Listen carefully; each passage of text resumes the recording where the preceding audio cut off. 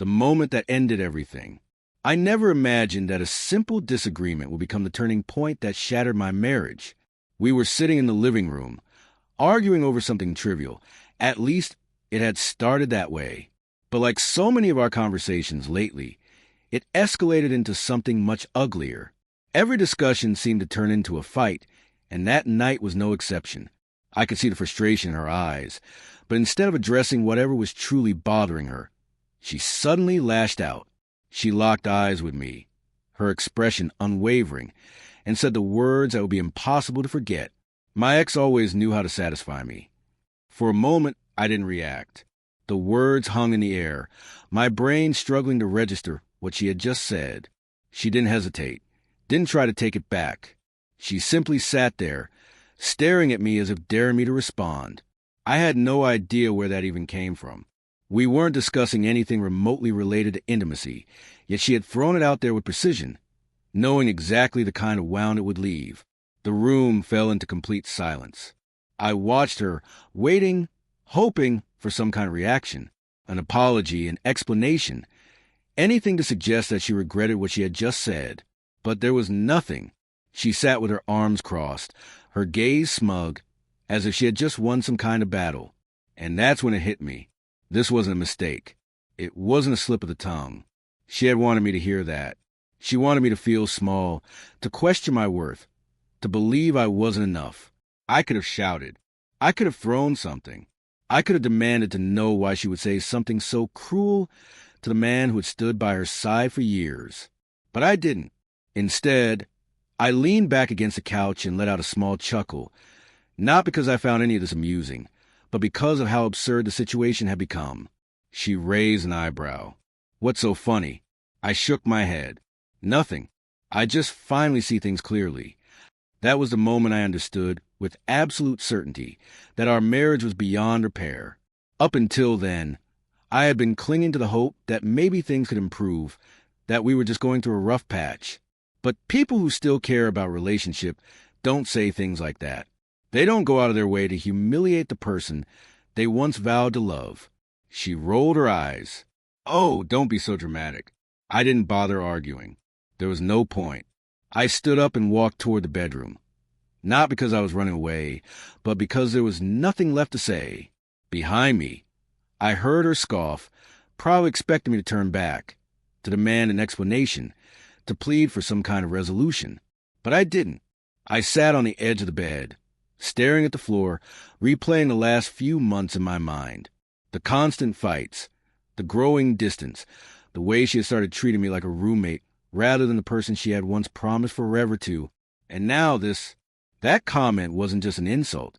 It was a message. She was telling me, in the cruelest way possible, that she had no respect left for me. And if respect was gone, then what was left? That night, we didn't exchange another word. She stayed in the living room, probably scrolling through her phone as if nothing had happened. I lay in bed, realizing that whatever love I still had for her had just suffered a blow so severe I wasn't sure it could survive. By morning, I didn't expect an apology, and I didn't get one. She strolled into the kitchen, poured herself a cup of coffee, and absent-mindedly scrolled through her phone, acting as though the night before had never happened. Meanwhile, I sat at the table, my own coffee untouched, watching her. I wanted to ask if she even realized what she had done, if she really didn't care. But I already knew the answer. She knew exactly what she had said. And the fact that she could carry on like nothing had happened told me everything I needed to know. That day, something inside me changed. The end of us. I stopped trying. Before, I would have been the one to break the silence, to reach out, to find a way to mend what was falling apart. I would have fought for us. But now, I didn't have it in me anymore. The effort felt pointless. And she noticed. At first, she acted indifferent. If I didn't start a conversation, neither did she. If I stopped doing the little things that used to make her smile, she pretended not to care. But her actions betrayed her. This version of me, detached, indifferent, was unfamiliar to her. Dinner became a quiet ritual, nothing more than two people existing in the same space. The nights we once spent together turned into separate routines, like strangers forced to share a roof. Conversations were reduced to bare necessities. She stopped asking where I was going. I stopped telling her. The truth was, our relationship had already died. We were just too stubborn to admit it. One evening, she came home later than usual. Once, I would have asked her where she had been. This time, I didn't even look up. She walked past me, hesitating, waiting for the question that never came. When she realized I wasn't going to ask, she let out a dry, bitter laugh. Wow, you really don't care anymore, do you? I glanced at her and shrugged. I guess not. That was the moment it hit her. She had pushed too far. After that, she tried to provoke me, picking petty arguments, hoping to get a reaction. But I wasn't playing that game anymore. I wasn't going to plead for her respect. If she had lost it for me, then I wasn't wasting another second trying to earn it back that a few days later, she finally said it. We should get a divorce. She didn't say it as a threat, expecting me to panic and fight for her.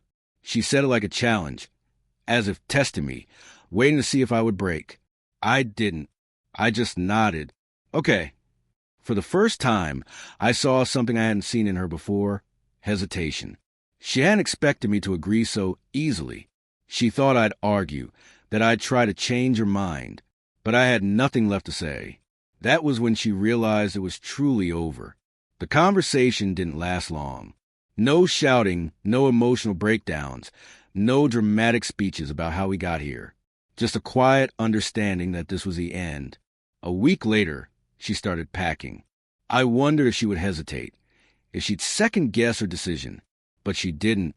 She moved with certainty, almost eagerness, as if she had been waiting for this moment. She moved from room to room, gathering her belongings, clothes, shoes, personal items, without a trace of sadness. If anything, she looked relieved. As she folded a sweater into her suitcase, she asked casually, "Are you staying here or moving out?" "I'm staying." She nodded like she had expected that answer. The house had been mine before we got married, so there wasn't much to discuss. There were no emotional goodbyes, no tears.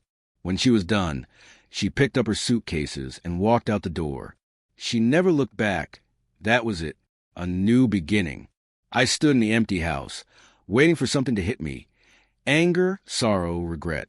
But all I felt was relief. For the first time in years, I wasn't walking on eggshells. I didn't have to deal with her biting remarks, the icy silence, or the blatant lack of respect. The weight I had carried for so long was finally gone. The divorce itself was straightforward.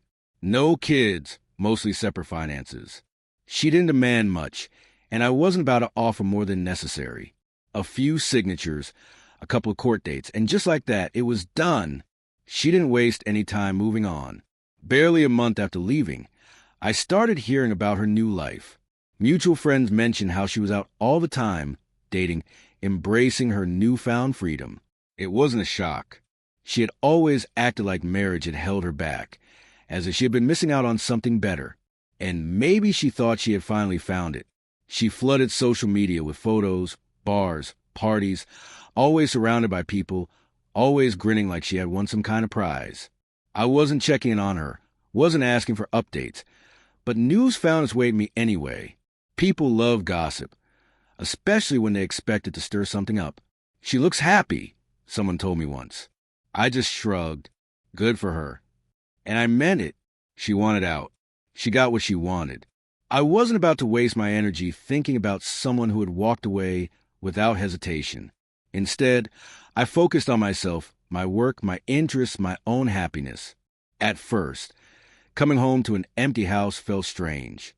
The quiet was unfamiliar, but soon that emptiness turned into peace. The stress, the tension, the constant feeling of never being enough, it had all vanished the moment she left. I was free. While she was out chasing whatever she thought she had been missing, I had already moved forward. For a while, it seemed like everything was going exactly as she had imagined. She was always out, always surrounded by new faces, always posting about how incredible her life was. If you looked at her social media, you'd think she had won. But reality isn't a highlight reel, and the stories I started hearing painted a different picture. The thrill of being single again didn't last as long as she had hoped. At first, It was everything she dreamed: excitement, attention, endless possibilities. But then reality crept in. The men she met weren't like me. They weren't patient. They weren't invested. They weren't looking for anything beyond the moment. Some disappeared after a few dates. Others lost interest the moment they realized she wasn't as young as the competition. The ones who stuck around weren't offering what she believed she deserved. She had spent years convinced that I was the problem, that she could do better, that something greater was waiting for her outside our marriage. Now, she was realizing that what she had walked away from wasn't so bad after all. One of our mutual friends, someone who had tried to remain neutral through it all, mentioned that she had started complaining. She says dating isn't like it used to be. I just nodded. I wasn't surprised. She says guys don't treat women the same way anymore. That made me laugh. The truth was, she had taken everything I did for her for granted. She assumed the effort I put into our relationship was normal, that finding someone willing to do the same would be easy. But now she was learning the hard way. Most men weren't going to tolerate her attitude, her sense of entitlement, or the way she dismissed people the moment they stopped serving her needs. Slowly, the bragging stopped. The endless posts, the party pictures, the updates about her amazing life, they all started to fade. She wasn't talking about how great it was to be single anymore, because it wasn't great. Not anymore. She was alone. And the worst part for her? No one seemed to care. The same friends who once hyped her up weren't as available. The men who once fought for her attention had moved on to someone younger, someone easier to be around. She had expected the world to be waiting for her with open arms. Instead, she found out no one was waiting at all. Then the messages started. It began with something small, a random text, a casual, "Hey, how have you been?" Out of nowhere. I saw it and ignored it. There was nothing left to say. A few days later, another one came. This time, even more casual. She was reaching out, but I had already let go. Too late to turn back. "I was thinking about you today. Hope you're doing well." I wasn't naive. I knew exactly what was happening. She had spent months chasing the life she thought she wanted, convinced she was stepping into something better. But reality had caught up with her, and now she was searching for something steady, something familiar. She was searching for me. I didn't respond. Then came the comments on my posts. A casual "looks great" under a picture from my recent trip. A fire emoji on a gym selfie. Subtle but intentional. She wanted me to notice her. I didn't. The messages became more direct. "Do you ever think about us?" That one actually made me laugh. Not because it was funny, but because it was so predictable. She had spent all this time acting like I was replaceable, like I was holding her back. Now, she was testing the waters, seeing if she could find a way back in. I left her on read. Then came the real attempt. One evening, my phone rang. Her name flashed across the screen. I almost let go to voicemail, but curiosity got the better of me. "Hello." Silence. Like she hadn't expected me to actually pick up. Then, in the softest voice I had heard from her in years, she whispered, "I miss you." I leaned back, staring at the ceiling. "No, you don't." She let out a nervous laugh. "I do. I was just thinking about everything we've been through. I know we had our issues, but..." I cut her off. "But you thought you could do better." Silence. She sighed. "I don't know. I feel like we gave up too fast." I almost laughed again. Too fast? She was the one who threw the first punch. The one who made it clear she didn't respect me. The one who walked away without hesitation. And now, she wanted to rewrite the story like it had been some mutual mistake. "You didn't give up," I said. "You left." More silence. "I don't want to argue," she finally said. I just wanted to talk." "Well, we talked." I hung up. That was the last time I answered her calls. But she didn't stop right away. A week later, another message came through. This time, it wasn't casual. It was long. She wrote about how much she missed our conversations, how she regretted the way things ended. She said she had been doing a lot of thinking and realized she might have been too quick to walk away. She didn't explicitly ask for another chance, but the meaning was obvious. She wanted me to say something, to give her an opening. I didn't. I left a message on read, just like before. Days turned into weeks, and the messages slowed. The last one I ever received from her was simple. I just wish things were different. But they weren't. She had made her choices.